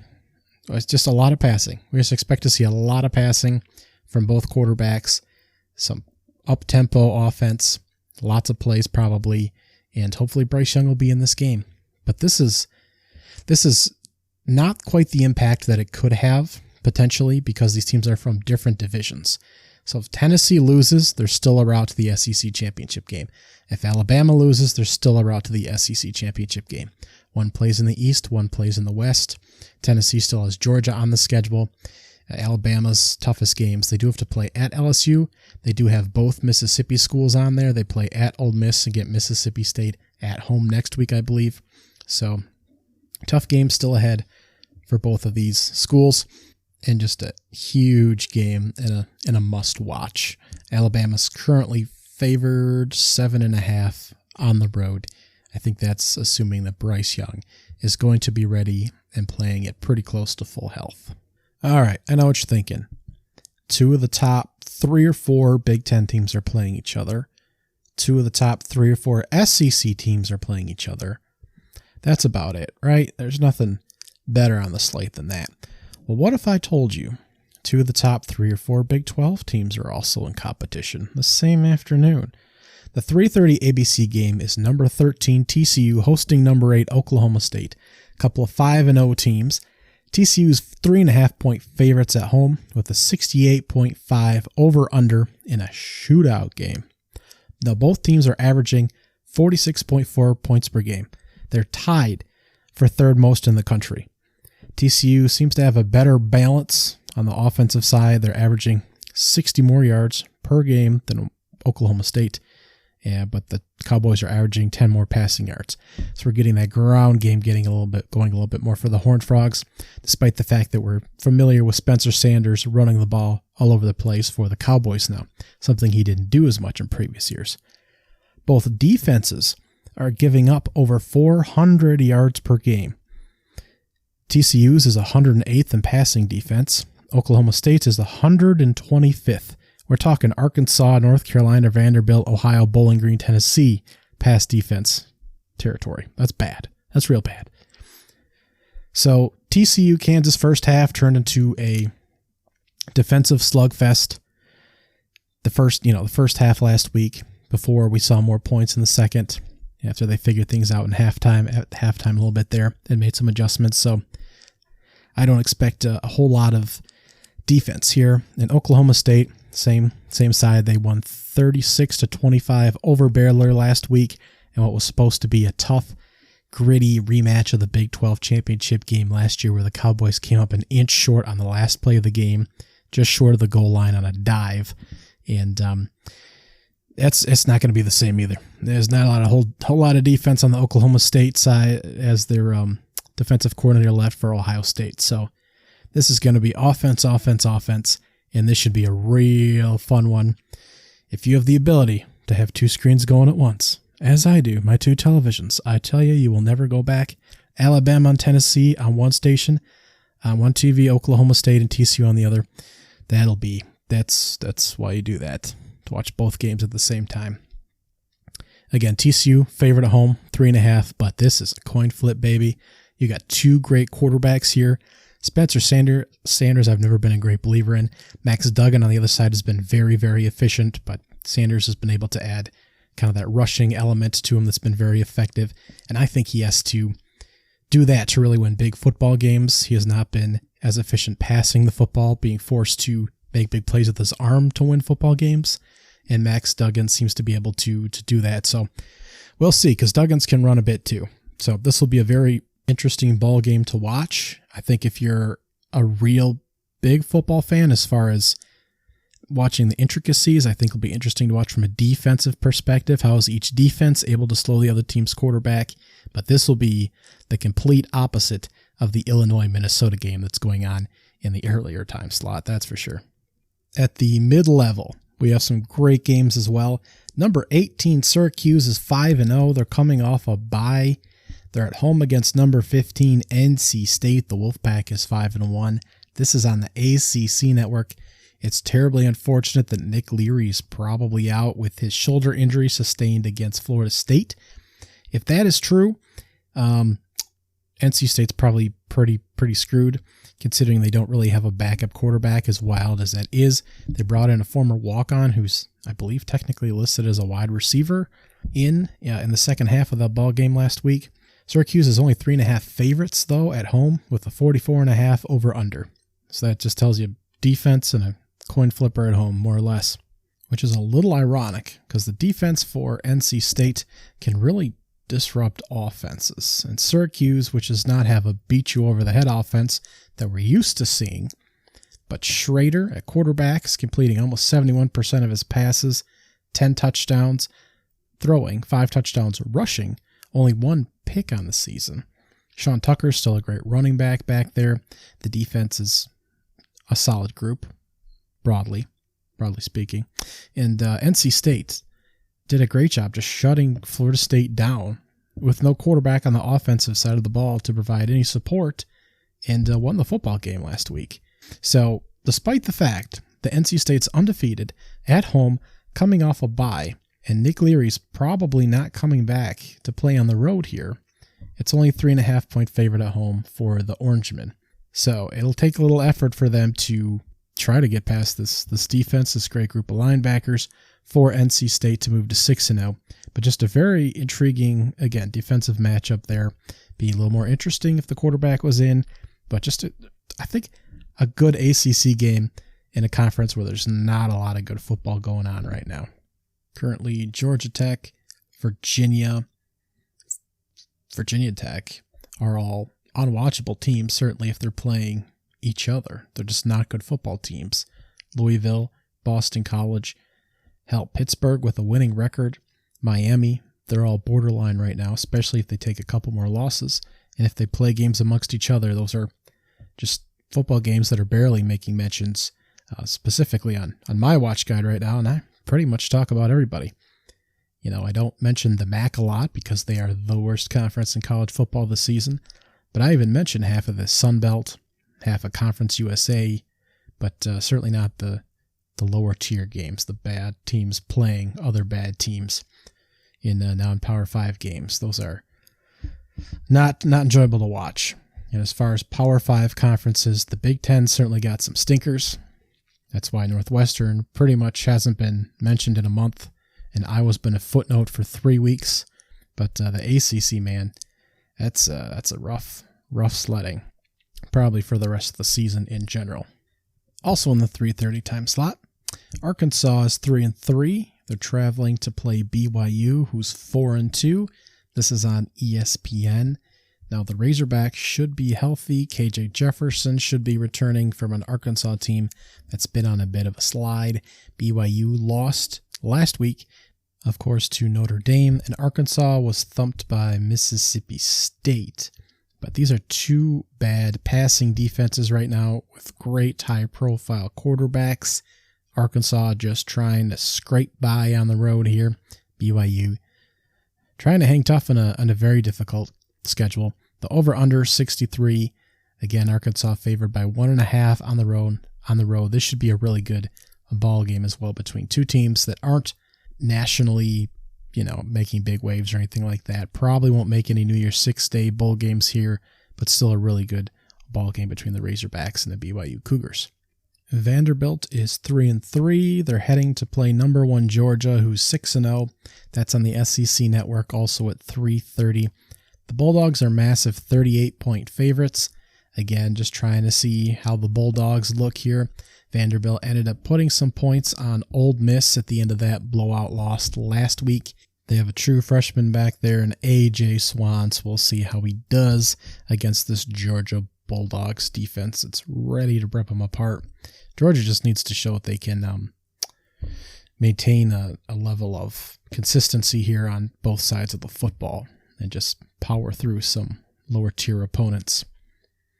Now, my games of note. Speaking of bad football teams, the Big Ten's got several of them. Also in the 3:30 is Maryland at 4-2, traveling to Hoosierville to play the Indianas at 3-3. This is the ESPN2 game. Indiana's just not a really good football team. Maryland is favored by 11 on the road here with a 61-point over-under. The Hoosiers were able to keep things interesting there with Michigan in a game where there was a lot of questionable calls, a horrible medical emergency. I'm not sure the line should be double digits, but Maryland is the better football team on both sides of the ball. Maryland's just that team you watch and you're like, man, this could be a really great group if they didn't drop balls and they got stops when they needed to and hit the big play consistently. And that's just Maryland, very middling. Can't quite hit that upper level, and it's just too bad.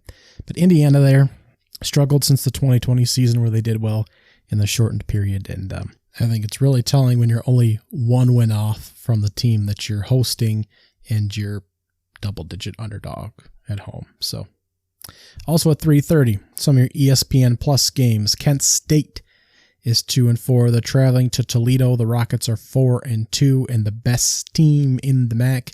I know I mentioned Buffalo earlier. Well, Toledo is the best team in the West, probably the best team overall. They led 45-7 last week at one point against Northern Illinois and just beat the hell out of them.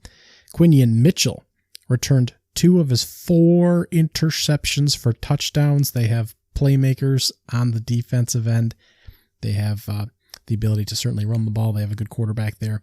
Toledo on ESPN Plus hosting Kent State. Western Kentucky's 3-3. They're traveling to Middle Tennessee.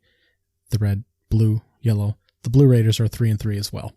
Austin Reed has over 2,000 yards and 19 touchdown passes on the year. The former national school Florida kid transfer, West Florida, East Florida. That's eluding me now. Several-time national championship at a lower level. Who transferred here into this West Kentucky program to pick up where Bailey Zappi, the now Patriots starter, left off. So that'll be a lot of points in that game. Middle Tennessee and Eastern Kentucky. 4 o'clock, ESPN Plus. Number 25, James Madison is 5-0. They're playing at Georgia Southern, who is 3-3. I don't think they've won a game since they knocked off Nebraska. James Madison is elite on both sides of the football. Elite defense. Great offense. They have a great quarterback in Todd Centineo, who is the 7th best quarterback rating in the country. 15 touchdowns, 1 pick. I think they're the number 1 run defense, pass defense. I don't have it in front of me. This is literally like a top-notch team. This is holding up a sign, we want Bama. This is College Game Day is probably going to a James Madison game at some point down the line if they can stay undefeated. That's what we're looking at here. James Madison, good football team. Hopefully we get them on a real network and get some real attention at some point, because this is a really good football team at the non-Power 5 level. Tulane, 4 o'clock, 5-1 on on the road. South Florida, they're 1-5. This is on ESPNU. Tulane is a good football team with a great defense. They shut out East Carolina in the second half in a 24-9 win last week. They couldn't get anything done on the ground, finishing with 41 yards. That's troubling. They were outgained in total yardage. Also troubling. But they forced 2 turnovers and averaged 10 yards per pass play. Now, South Florida has played a tough schedule. They've been blown out by BYU, at Louisville, and against East Carolina. They did lose by a field goal to Florida on the road and had a lead against Cincinnati on the road last week before losing 28-24. So this team lingers around. Tulane doesn't get Central Florida or Cincinnati until November in this American Conference race, but they can't overlook the Bulls here. Your evening slate starts at 5:30 with Washington at 4-2 hosting Arizona, who's 3-3. This is on the Pac-12 network. Yes, the Pac-12 network is taking this game between two teams with horrible passing defenses and a 73-point over-under. Kind of a bummer in that respect. The Huskies are 15.5-point favorites, and that seems like a little too much. Arizona still averaged 4.6 yards per carry against Oregon last week. They were 10 for 17 on third down. If they didn't have 3 turnovers, a -3 turnover margin, the game would have been closer than the 49-22 blowout that it was. Washington right now is in complete free fall, and Michael Penix is part of the problem. He just needs to get his headspace right there. But this is on my mentionable games. If you have a chance to watch it, that's cool, but we got some better games coming up. Another game worth noting at 7 o'clock. South Alabama's 4-1. They're hosting Louisiana Monroe. They're 2-4. This is your fun NFL Network game. The Jaguars are a field goal away from beating UCLA on the road and being 5-0. The Bruins had to kick a field goal to survive that game. Had it not gone through, or one bounce of the ball was different, South Alabama would be 5-0 right now with a key win over UCLA on the road. So I'll let you just marinate in that for a second here. I can't tell you exactly how they win football games. They do convert 48% of their third downs. That's good. They score 35 points per game. That's all right. And they have the 19th best defense in the country. That's better than Kentucky, Cincinnati, Utah, Clemson. So rank the Jaguars, you cowards. Also at 7 o'clock, LSU's 4-2. They're traveling to the Swamp to play the 4-2 Florida Gators. This will be your big ESPN, heavily advertised, mega macho game here. And let me tell you, it could be a real sleeper. Now, Florida's favored by 2.5. A reminder, 2 new coaches here, overhauling everything. Had to bring in, new transfers, let guys that didn't want to be there anymore transfer out. First recruiting class, all that good jazz. Jaden Daniels threw the ball 45 times against Tennessee last week. He had 300 yards passing and only 1 touchdown to show for it, and a pick as well. He's known as a scrambler, and he only had 38 yards on 16 carries. He is the offense, and the box score says LSU should have had more than 13 pathetic points last week. But they didn't run the ball much at all, and the defense was not good. This team had a win against Mississippi State at home to hang its hat on at this point, and a 4-point win at Auburn, who probably won't make it to a bowl game. And the slope could get slippery pretty fast with Ole Miss, Alabama, and a road game to Arkansas after a Halloween weekend, bye weekend there. So LSU better buckle up here. Florida beat Utah, as we hear about over and over and over again, because it was a lifetime ago, and has since split the difference in 4 games with a margin of 10 points or less, losing to Kentucky and at Tennessee in solid showings, but struggling in wins over South Florida and in Missouri last week. So I guess this is the typical play at the level of your opponent kind of team. I'm not sure what the hell that leaves us for this game, but it should be interesting. Florida was outgained in pretty much every offensive metric last week, offensively, by iffy Missouri there, except for the eye-popping 7.2 yards per carry they averaged. Anthony Richardson threw a touchdown pass, something he doesn't always do, but he was only 8 for 14 for 66 yards and still managed to throw a pick. I realized that carrying the ball was more important since they found something that worked, but just not great there. Not great there. So this could be a bit of a sloppy football game here. It may be entertaining football, but it probably won't be good football. Also at 7:30, a game that I would consider one of these middling watches here. Number 16, Mississippi State's 5-1. They're heading to Kentucky. The Wildcats are 4-2. This is on the SEC Network. This is immediately downgraded if Will Levis can't play. He's day-to-day right now, and if he's not 100% or close to it, quite frankly, this is going to be a bad football game. Offensive line is still poor, and he's going to get hit or scramble or re-hurt. It's just not going to be a good look. If he is healthy, this might be a decent football game. Kentucky is a top 25 defense in terms of yards allowed, and Mississippi State doesn't rank nearly that high in terms of yardage allowed, but both are top 20 in terms of opposing quarterback rating allowed and comparable in completion percentage allowed. So you may get a lot of yardage against Mississippi State, but you're going to work hard for it, and it's not going to be terribly efficient. Will Rogers, one of the top passers in the country, top 5, very efficient offense there. You know what? These reports aren't looking so great for Will Levis, so we're going to downgrade this to just a notable game unless something changes there on Saturday, and we're going to move that LSU-Florida game up to a mid-level game. Worth checking out a little bit, even if it is a cluster. Now, a few more notable games in the 7:30 time slot that could get interesting as time goes on throughout the evening. Now, Nebraska's 3-3. They're at Purdue. The Boilermakers are 4-2. This is the Big Ten Network game. All right, so Nebraska's all of a sudden 500. The same team that lost to Northwestern 31-28, Georgia Southern 45-42, and Oklahoma 49-14. None of those teams have won a football game since beating Nebraska, and it's now coined a moniker that there's a Nebraska curse, ironically enough. They've beaten Indiana 35-21 and won at Rutgers 14-13 the past 2 weeks. Purdue is rightfully a 2-touchdown favorite here and in contention for the Big Ten West along with Illinois and Minnesota. But if something goofy happens here, Nebraska is suddenly in the mix. So just worth noting that. Stanford is 1-4. They're playing at Notre Dame. The Irish are 3-2. This will be on NBC 7:30.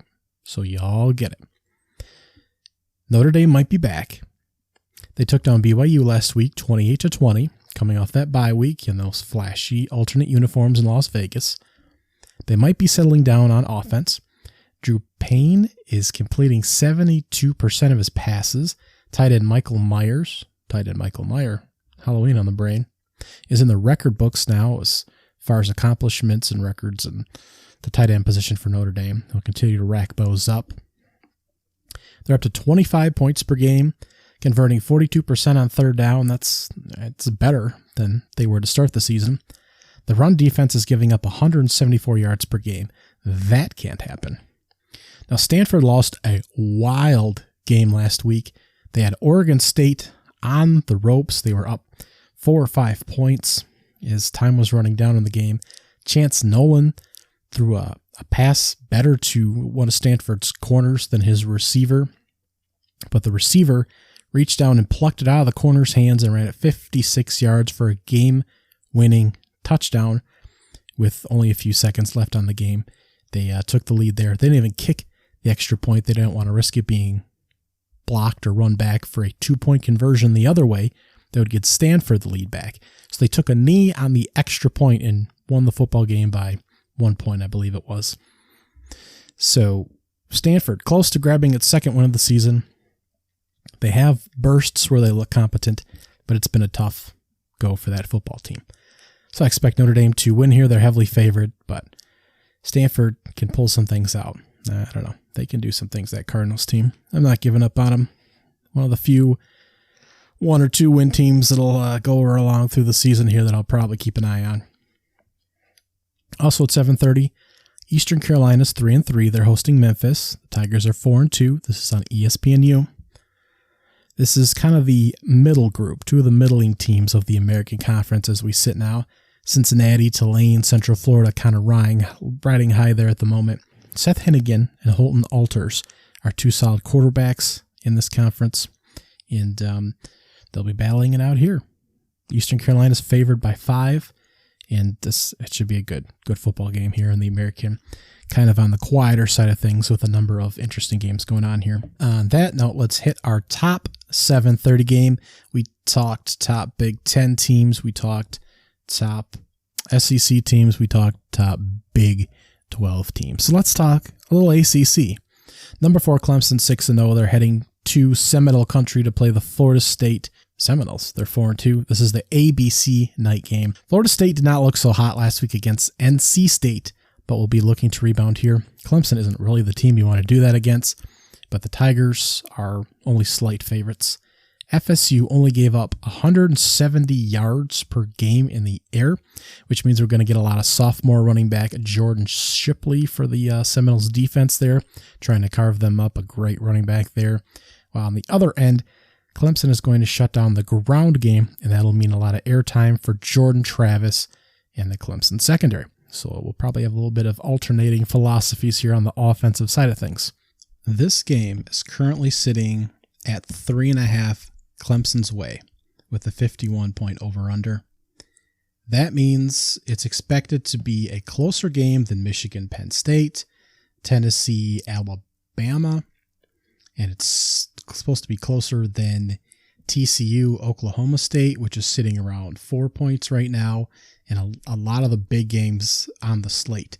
It's sitting at the same number right now as Utah-USC, which we'll tackle in just a second.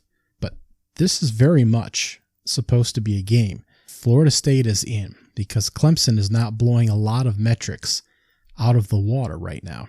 And this is a road game and a fired up crowd that's going to be ready to really let Clemson have it here. Now, Florida State's actually lost 2 straight games. The 19-17 loss to NC State last week, and they lost to Wake Forest, 31-21. But Clemson, after beating Wake Forest in double overtime, then beating NC State by 10 points in a grinder, then struggling against Boston College a little bit in the first half to get going before blowing them out last week, has not looked like a top-notch playoff team. Of course, no one has this season, but everything that Vegas is saying is that these teams are actually quite close in a number of different metrics. And really, Clemson is not blowing it. They're not top 10, top 5. They're not great in any specific metrics either. Now, of course, they still have injuries on the defensive side. The offensive side we knew was going to be an issue this year. It very much looked like it for a couple games. DJ Ungale started to put things together, specifically in extra innings in the Wake Forest game. But this is set up to be one of the best games of the night if Florida State can hang around. And Clemson doesn't have a whole lot of games left that will be competitive, presumably. They get Syracuse at home in a couple of weeks here, which is going to be a game that very much hinges on it being a Death Valley and falling in Clemson's favor, I'm sure. And the last 3 games of the season, again, will be at home. Louisville, Miami, South Carolina. Those teams might all be fighting for bowl bids. But it wouldn't be surprising if the coaching staff's got a little fight out of them. But that's a nice stretch. The Notre Dame game on the road, tucked in there on November 5th, could be a little sneaky if the Irish can get things together in the next 3 weeks here. But this is going to be a big game for Clemson to establish itself in both moving the football, and it'd be nice if DJ Ungale could move the ball through the air and get some passes downfield. He's been using his legs a bit recently as well, and if that defense, despite the injuries they've had, this was a defensive line supposed to go 7-8 guys deep. So if they can get some pressure on Jordan Travis, who has been injury prone, he gets hit, he gets some pressure, then the Tigers will cover comfortably, I think. But this is set up to be projected to be a really good football game. Now, at 8 o'clock, the last conference we haven't tackled as far as big football games so far has been the Pac-12. Well, here you go. Utah and USC. Two of the best 4 teams, I'd say, in the Pac-12. UCLA and Oregon are the other 2 competing for the conference, I'd say, right now. The Utah Utes are ranked 20th. They're 4-2, hosting number 7 USC. They're 6-0.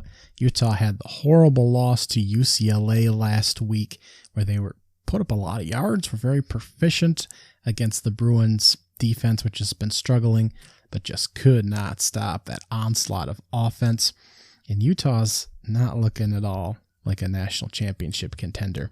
USC, on the other hand, getting a lot of sacks, not turning the ball over on the offensive side, and forcing turnovers on the defensive side, so proficient there. But they have not been able to stop the run, and Utah will happily try to cram the ball all over USC. So this game is on Fox. This is 8 o'clock, and the line is currently Utah by 3.5. Another meaningful game here in the evening slate that could really pave the way for one team to win the conference here. And just a powerhouse matchup. USC, if you haven't watched much of them recently, a couple of games have been on the Pac-12 network. Some of them have been really late. Some of them have been against bad teams. But this is Caleb Williams, again, the Oklahoma transfer. This is Austin Dye, for the running back transfer from Oregon, who has looked excellent. This is Jordan Addison, who transferred in from Pittsburgh. He was the receiver of the year last season. So there are weapons all over this offense. They protect Caleb Williams decently. The defense, again, sacks, good schemes there, and struggle a bit up the middle and stopping the run game. Utah's averaging over 200 rushing yards per game. And Utah does like to run a lot of tight end sets. That's their specialty. But this is still an offense that'll happily cram it where USC doesn't want it. Also worth noting, both teams are top 20 in plays of 10-plus yards, and USC is top 10 in plays of 20-plus yards. So we will see some bigger play action, some intermediate play action as well. So we'll see some offense. We'll see some defense. We'll see some turnovers. We'll see some sacks. And this should just be a great game between 2 great West Coast teams that we don't see as often. We haven't seen as much of the past few seasons. The last 8 o'clock game, and it's a mid-level watch, is North Carolina at 5-1. They're heading to Duke, the 4-2 Dukesters. This is on the ACC network. A battle of basketball schools hoping to win NCAA championships in hoop ball this year. Now, North Carolina, of course, Drake May is on the field for that squad. Riley Leonard is a great dual threat on the field for the Dukies, who continue to do decently well for that squad. The over-under 67, so there'll be points. We know North Carolina can't stop anybody. Duke isn't too far behind, and North Carolina is a 7-point favorite on the road. But this should be a fun game with lots of points and decent quarterback play. And again, Drake May is going to be a star. So check this game out between the other powerhouse matchups on commercial breaks. And finally, when you're laying on your couch, covered in dried sweat, your lip quivering from the inevitable upsets of the day that left you stunned, and the crazy plays that left your jaw wide, well, there's a few more games on the slate because we have the best Mountain West teams in action, a couple middling Pac-12 teams here. So your late night snack slate. At 9 o'clock, the Pac-12 network has decided to adopt Washington State at 4-2 and Oregon State at 4-2. The Beavers are hosting. They're 3.5-point favorites, which is fine. I believe I said Chance Nolan threw the interception in the recap of the Stanford game there. It was not. They have a freshman in now, Ben G, we'll call him. I can't pronounce his last name, but he is not too much more efficient in his limited time than Chance was or has been. He started in the halfway through the Utah game, and we'll see if he's able to move the needle on this offense at all. But he'll have a tough defense in Washington State, another squad, kind of middling offense right now, great defense, and it's been a tough start for the Cougars, who are now 1-2 in conference play. After having Oregon on the ropes just a few weeks ago, then losing at USC 30-14 last week. Oh, just a heartbreaker there. And these two teams are just not quite in the mix for the Pac-12. So it's just a bummer there, but this should still be a good defensive football game. Oregon State hosting Washington State on the Pac-12 network at 9 o'clock. Now at 10:30 and 10:45. 10:30 on the CBS Sports Network. UNLV is 4-2. They're hosting Air Force. UNLV is actually 2-1 the Mountain West. Air Force is 1-2. Air Force is favored by 10 on the road here in Reliant Stadium in Las Vegas. That's where UNLV plays. They share the stadium with the Raiders. UNLV lost to San Jose last week in a tough one. San Jose plays at 10:45 on FS1. The Spartans are on the road playing Fresno State, who's sadly 1-4. And that spread is 8.5 for the San Jose Spartans. Now, there seems to be a clear pecking order here right now. It's San Jose at the top of the Mountain West, followed by UNLV, followed by Air Force. There are separate divisions. But right now, the Spartans, who won the Mountain West in 2020, are looking like a really good ball club. Somehow Boise State, who was off this week, is also they're 3-0 in conference play. They've played more conference games than anyone, and they're 4-2 overall in the Mountain Division. But that is just not a very good football team, and a lot of the other teams are just in rough shape here. San Diego State, again, one of the worst offenses in the country, 3-3. They're 1-1 overall. Fresno's 1-4, Hawaii's 1-5, Nevada's 2-4, New Mexico's 2-4, Utah State, who won the Mountain West last year, is 2-4. Wyoming's a surprising 4-3. Colorado State's 1-4. A lot of bad football in the Mountain West right now, unfortunately. But San Jose State, UNLV, and Air Force here are three of the better squads, apparently. Although Air Force, in their own right, after a good start to the season, has now lost 2 of the past 4 games, including on the road at last week to that Utah State team that does not look very good. So, rough loss there for Air Force and San Jose State. They aren't very prolific on the offensive side of the ball, but they have one of the better defenses in the country. They beat Portland State in the opener 21-17, which didn't look impressive at the time. Then they then they lost to Auburn 24-16 in a close one there. They beat Western Michigan 34-6. They won at Wyoming 33-16. Then they hammered UNLV 40-7 last week. Just shut down the running Rebels there. So they're in good shape here. They've got the road game to Fresno State this week. Then they play at New Mexico State, non-conference game. Then they're home for Nevada and Colorado State before they finish up with road games at San Diego State, at Utah State, home against Hawaii. This team may not lose another football game with how this schedule is shaping up right now, and unfortunately with how uncompetitive the Mountain West Conference is looking this year after shaping up into a great group of teams last season. So that's UNLV hosting Air Force at 10:30 on CBS Sports Network. Air Force favored on the road, double digits. And Fresno State, all banged up, hosting Fresno State at 10:45 on FS1. Game on the late slate is simply an 11:59 game in Honolulu. 1-5, Hawaii is hosting Nevada. The Wolfpack is 2-4. If you want to watch that, it'll be available to you on your television. The top week in college football deserves a little bit different top watch guide. So I will fill out each category for each time slot. But I'll start with your weekday watch. Your top weekday watch will be the Thursday, October 13th game at 7 o'clock with 3-2 Baylor heading to West Virginia. The 2-3 Mountaineers there will certainly challenge the Baylor Bears. This is on FS1. It should be a defensive battle between two teams which are currently flying under the radar at the moment, and two quarterbacks which are a little bit better than their numbers have indicated so far this season. But I expect this, particularly Thursday, this is a great game to have lined up. Now my must-watch, starting with the noon slot, is going to be number 4 Michigan hosting number 10 Penn State, the Fox game. Which team is essentially competing for second best in the Big Ten East at this moment in time? with Ohio State presumably the best team possibly in the country. Will Michigan and J.J. McCarthy be able to navigate this defense and move the ball on Penn State? Or the Nittany Lions sneak in and grab one from Michigan here? This is a big, big football game.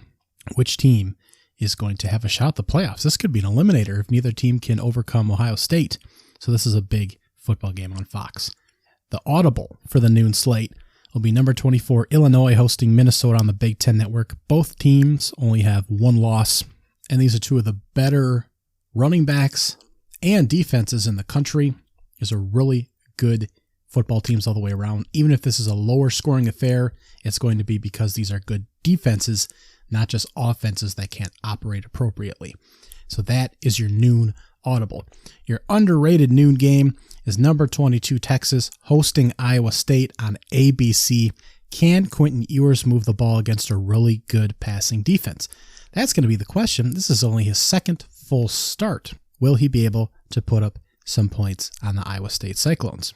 Will he struggle? This could be an indicator moving forward of what his ceiling might be in this season if he's not able to continue to improve, and that's already been stunted a bit due to his injury, and we're in the back half of the season already. Quentin Ewers here should mean more success for Texas moving forward. Now your check-in noon game is going to be the Oklahoma Sooners hosting number 19 Kansas on ESPN2. Will Kansas roll into Norman and roll over the Sooners? Presumably they grow a backbone and they're able to stand up a bit here. Is Dylan Gabriel going to be back in the game? Will that change the dimension of things? Will this defense be able to stand up? Will the offense for Kansas just be as efficient as other offenses have been and continue to roll here? This is going to be a good football game, I hope, at least from one perspective, in Kansas's offensive operation. And this is the check-in game. Just see how it's going on the noon slate. Your small screen nooner. Old Dominion's 2-3. They're at Coastal Carolina. This is on ESPN. Can Coastal Carolina stay undefeated? They were getting national attention for the past 2 seasons and now nothing. They're still undefeated. Grayson McCall is still there. He's still an efficient quarterback and still nothing on Coastal Carolina, not even in their rankings. So keep an eye on Coastal Carolina. Maybe they'll get there. They're receiving enough votes to kind of dance around receiving a ranking soon if they can stay undefeated. We'll see if they start to get there. The 3:30 time slot is troublesome. I have the must-watch as number 3, Alabama at Tennessee. He was ranked 6th on CBS. Can the Tide win in Knoxville? I think they can. But Tennessee, very threatening offense. Will Bryce Young be playing? Can Tennessee's defense, that horrible passing defense, be able to slow the Alabama offense down a bit? Again, the running back has been one of the key pieces of this passing offense. And Tennessee been trying to work on things on their defensive side of things. Just what will this chess match be? Could it turn into a shootout? Will it be more of a defensive battle? On the other hand, as far as the audible section's concerned, I put Oklahoma State and TCU there in the afternoon slot. But really, you should be watching both of these games as much as you can. That won't have as much defense, presumably, though. But TCU, Oklahoma State, with Big 12 repercussions for the loser and great signs for the winner. That's the ABC 3:30 game. That'll be my audible, although both that and Alabama, Tennessee, man, I'd have them both on if you could. Separate screens there. Now, for underrated, the 3:30 slot as well. Arkansas at BYU. Arkansas is 3-3. BYU is 4-2. And this is the ESPN game. Let me read you off the list of teams that these guys have lost to. Alabama at Mississippi State, neutral site Texas A&M off a missed field goal, at Oregon, at Notre Dame. These are still 2 very good football teams that have lost to other good football teams. They've each notched a solid win. These are still 2 good clubs going at it. So that is on your underrated watch amongst all the other chaos going on. Check in. Number 15, NC State, on the road at number 18, Syracuse on the ACC network. The Orangemen can move to 6-0. NC State might not have a quarterback. Or that defense might buckle up like it did last week against Florida State on the road. Was that on the road? At home? Wherever that was. Anyways, NC State managed to pull it out. Quarterbackless, essentially. against Florida State last week. Will they do it against Syracuse? This is a nice battle in the ACC, so check in and see what's going on there. Your small screen afternoon game is at 4 o'clock, and it's now ranked James Madison. They're ranked now, playing Georgia Southern. That's squirreled away on ESPN Plus if you can get your eyeballs on that. But James Madison, again, a great offense right now, proficient defense, proficient offense, great defense, all the way around there, and just a great team to the point where they're actually getting national recognition at this point. Less than halfway into the season for them, only 5 games played so far. And your evening slate of games, your must-watch, I have USC at Utah, although Clemson and Florida State's right there with them. I have put that in the audible slot, though, for the sake of this exercise. So I have 8 o'clock Fox game, number 7 USC at number 20 Utah. The Utes have a legitimate shot to beat the Trojans, or maybe the Trojans drop Utah to 4-3 and continue to march on to possibly win the Pac-12. Or maybe the Utes really mix it up, beat the Trojans, and all of a sudden we have a really interesting race with USC, UCLA, Utah still in the mix, in Oregon in the Pac-12 there. And my audible, of course, is Florida State hosting Clemson. And these 2 games, USC, Utah, and Clemson, Florida State, again, have the closest spreads right now. Can the Seminoles bounce back after losing 2 straight and upset Clemson going on the road? There will be upsets this upcoming weekend. I have Notre Dame hosting Stanford. Stanford's going to be one of the better, probably 3-win teams this season, as they were last. And Notre Dame, I think, is slowly going to build on some progress, probably coming out of that bye week and be a solid football team.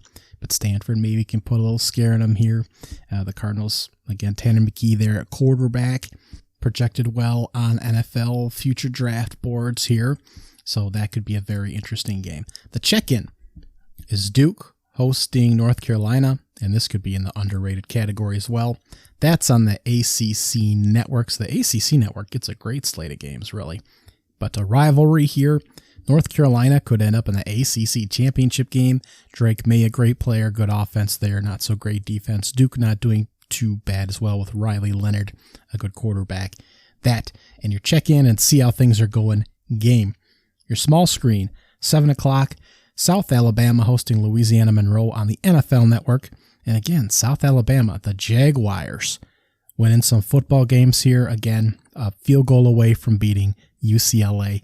This is a surprisingly feisty team here in the Sun Belt, and keep an eye on them, the South Alabama Jaguars. And now finally, your late night snack. The easy pick would be to go Air Force and UNLV because they have better records, but I'm going to go with a 10:45 FS1 game. That is San Jose State at 4-1 at Fresno State, the 1-4 Bulldogs. Decimated by injuries this season, they were the favorite to win the Mountain West. Now the 2020 favorite has become the 2022 favorite. This is a rivalry game. Fresno State is still selling out tickets, apparently, even though they've been decimated by injuries and not winning football games. And Devontae Adams is having his jersey retired at half. So this could be a really difficult environment for San Jose to go into. I expect this to be a fun ball game. And those are your top watches. That is your watch guide. Again, great games with massive outcomes for the winners and losers that can project through the rest of this season and help us sort out who may really be able to compete for playoffs or maybe eliminators to some extent. So just an action-packed week. Scrolling through the rest of the season, this still looks like it's going to be the best overall slate of games right now. So if you're picking pumpkins this weekend, this Saturday specifically, then you've mismanaged your time. You should be watching these great college football games, enjoying the upsets, and then trying, like me, to project who you think really is the best team in college football as we move into the back half of the college football season. Enjoy your watching, and I will talk to you later. All my blessings, all my blessings, all my blessings, all my blessings, all my blessings, all my blessings. All my blessings, all my blessings. I need my blessings every penny. Daily counting every single one, I'm seeing plenty. Level up and watch that beat turn into a